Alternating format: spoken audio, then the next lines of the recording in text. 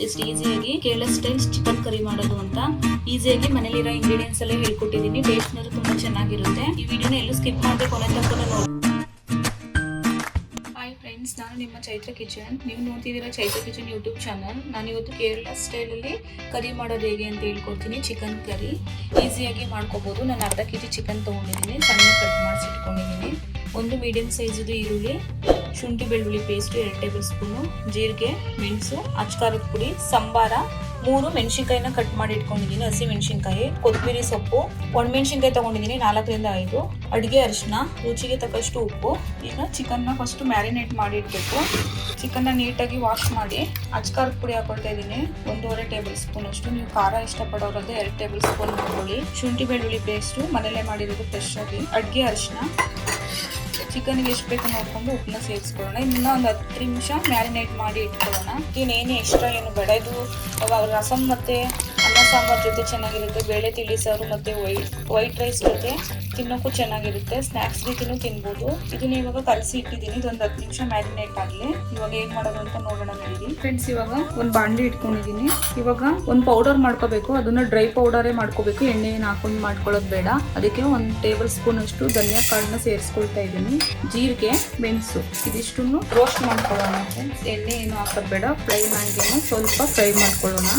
ಇವಾಗ ಅಡುಗೆ ಕಲಿತಾರೋ ಬಿಗಿನರ್ಸ್ಗಳಿಗೆಲ್ಲ ಈಸಿಯಾಗಿ ನನ್ನ ಚಾನಲ್ನಲ್ಲಿ ಹೊಸ ರೆಸಿಪೀಸ್ಗಳನ್ನ ಹೇಳ್ಕೊಡ್ತಾ ಇದ್ದೀನಿ ಫ್ರೆಂಡ್ಸ್. ನನ್ನ ಚಾನಲ್ನ ಸಬ್ಸ್ಕ್ರೈಬ್ ಮಾಡ್ಕೊಳ್ಳಿ.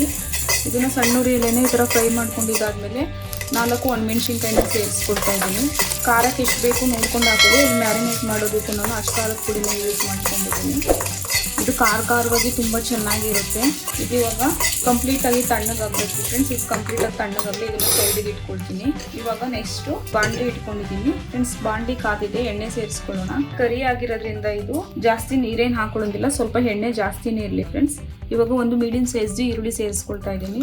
ಎಣ್ಣೆ ಕಾದಿದೆ, ಈರುಳ್ಳಿ ಹಾಕೊಳ್ತಾ ಇದ್ದೀನಿ. ಈರುಳ್ಳಿ ಚೆನ್ನಾಗಿ ಫ್ರೈ ಆಗಿದೆ. ಜೊತೆಗೆ ಹಸಿಮೆಣಸಿನ್ಕಾಯಿನ ಸೇರಿಸ್ಕೊಳ್ತಾ ಇದ್ದೀನಿ. ಸೈಡಲ್ಲಿ ಚಿಕನ್ನು ಮ್ಯಾರಿನೇಟ್ ಆಗಕ್ಕೆ ಇಟ್ಟಿದ್ದೀನಿ. ಇದು ಮ್ಯಾರಿನೇಟ್ ಆಗ್ತಾ ಇರಲಿ. ಈರುಳ್ಳಿ ಫ್ರೈ ಆಗ್ತಿದ್ದಂಗೆ ಚಿಕನ್ನ ಸೇರಿಸ್ಕೊಳ್ಳೋಣ. ಚೆನ್ನಾಗಿ ಫ್ರೈ ಆಗಲಿ. ಇದು ಇವಾಗ ತಣ್ಣಗಾಗಿದೆ. ಇದನ್ನ ಪೌಡ್ರ್ ಮಾಡ್ಕೊಬರ್ತೀನಿ. ಅಲ್ಲಿ ತನಕ ಈರುಳ್ಳಿ ಫ್ರೈ ಆಗ್ತಾ ಇರಲಿ ಫ್ರೆಂಡ್ಸ್. ಈರುಳ್ಳಿ ಫ್ರೈ ಆಗಿದ್ದಾಗಿದೆ. ನಾನು ಪೌಡ್ರ್ ಮಾಡ್ಕೊಬಂದಿದ್ದೀನಿ. ಇವಾಗ ಚಿಕನ್ನ ಸೇರಿಸ್ಕೊಳ್ತಾ ಇದ್ದೀನಿ. ನಾನು ಅರ್ಧ ಕೆಜಿ ಚಿಕನ್ ತೊಗೊಂಡಿದ್ದೀನಿ. ಇದು ಒಂದು 3 ಜನ ನೀಟಾಗಿ ಊಟಕ್ಕೆ ಸೈಡ್ ಡಿಶ್ ಆಗಿ ತಿನ್ನೋಕ್ಕೆ ಚೆನ್ನಾಗಿರುತ್ತೆ. ನಾನು ಒಂದು ಅರ್ಧ ಕೆಜಿಲಿ ಮಾಡಿ ಸೇರಿಸ್ತಾ ಇದ್ದೀನಿ ಫ್ರೆಂಡ್ಸ್. ಇದೇ ಕ್ವಾಂಟಿಟಿಲಿ ನೀವು ಜಾಸ್ತಿ ಮಾಡಿಕೊಂಡು ಇದೇ ಮಸಾಲೆನ ಜಾಸ್ತಿ ಗ್ರೈಂಡ್ ಮಾಡಿಕೊಂಡು ಮಾಡ್ಕೊಳ್ಳಿ ಫ್ರೆಂಡ್ಸ್. ತುಂಬ ಚೆನ್ನಾಗಿರುತ್ತೆ. ಈ ಕೇರಳ ಸೈಡಲ್ಲಿ ತುಂಬ ಖಾರವಾಗಿ ತುಂಬ ಟೇಸ್ಟಿಯಾಗಿ ಚೆನ್ನಾಗಿರುತ್ತೆ ಈ ಚಿಕನ್ ಕರಿ ಫ್ರೆಂಡ್ಸ್. ನಾನು ಮ್ಯಾರಿನೇಟ್ ಮಾಡೋದಕ್ಕೂ ಉಪ್ಪು ಹಾಕಿದ್ದೀನಿ. ನೋಡ್ಕೊಂಡು ಉಪ್ಪನ್ನ ಸೇರಿಸ್ಕೋಬೇಕಾಗುತ್ತೆ. ನೋಡಿ, ನಾನು ನೀರು ಹಾಕಿಲ್ಲ, ಚಿಕನ್ನಲ್ಲೇ ನೀರು ಬಿಟ್ಕೊಂಡಿದ್ದೆ. ಇದರಲ್ಲೇ ಇನ್ನೊಂದು ಸ್ವಲ್ಪ ಬೇಯಲಿ ಚಿಕನ್ನು. ಇವಾಗ ಪೌಡ್ರ್ ಮಾಡ್ಕೊಂಬಂದಿದ್ದಲ್ಲ, ಅದನ್ನ ಒಳಗಡೆ ಸೇರಿಸ್ಕೊಳ್ತಾ ಇದ್ದೀನಿ. ಈ ಪೌಡ್ರನ್ನೇ ಈ ಚಿಕನ್ಗೆ ಟೇಸ್ಟ್ ಕೊಡೋದು. ಫ್ರೆಶ್ ಆಗಿ ಅವಾಗ ಮಾಡುವಾಗ ಅವಾಗಲೇ ಪೌಡ್ರನ್ನ ಮಾಡಿಕೊಂಡು ಈ ಚಿಕನ್ ಕರಿನ ಮಾಡಿ ಚೆನ್ನಾಗಿರುತ್ತೆ. ಮುಂಚೆನೇ ಸ್ಟೋರ್ ಮಾಡಿಲ್ಲ ಇಟ್ಕೊಂಡ್ಬಿಡಿ. ಆ ಫ್ಲೇವರ್ ಎಲ್ಲ ಹೊಟ್ಟೋಗ್ಬಿಡುತ್ತೆ. ಧನಿಯಾ ಪೌಡ್ರು, ಆ ಜೀರಿಗೆ ಮೆಣಸದೆಲ್ಲ ಪೌಡ್ರದ್ದು ಫ್ಲೇವರ್ ಹೊಟ್ಟೋಗ್ಬಿಟ್ರೆ ಅಷ್ಟು ಟೇಸ್ಟ್ ಅನಿಸಲ್ಲ. ಫ್ರೆಶ್ ಆಗಿ ಅವಾಗಲೇ ಮಸಾಲೆನ ಮಾಡಿಕೊಂಡು ಮಾಡಿ ಈ ಕೇರಳ ಚಿಕನ್ ಕರಿ ತುಂಬ ಟೇಸ್ಟ್ ಚೆನ್ನಾಗಿರುತ್ತೆ. ಇವಾಗ ಎಲ್ಲ ಮಸಾಲೆನ ಹಾಕಿದಾಗಿದೆ. ಇದನ್ನ ಇವಾಗ ಒಂದು 2 ನಿಮಿಷ ಚಿಕನ್ನ ಬೇಯಿಸ್ಕೊಳ್ಳೋಣ.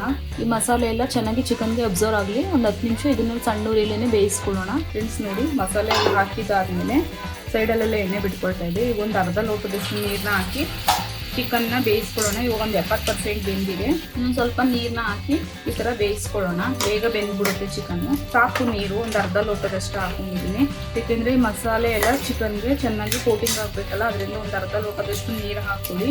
ಇದು ಇವಾಗ ಇನ್ನೊಂದು 5 ನಿಮಿಷ ಬೆಂದ್ಬಿಡಲಿ ಅಷ್ಟೇ ಫ್ರೆಂಡ್ಸ್. ಚಿಕನ್ ರೆಡಿ ಆಗುತ್ತೆ ಫ್ರೆಂಡ್ಸ್. ನೀರೆಲ್ಲ ಹಾಕಿದ್ದಾದ್ಮೇಲೆ ಚಿಕನ್ನು ಚೆನ್ನಾಗಿ ಬೆಂದಿದೆ.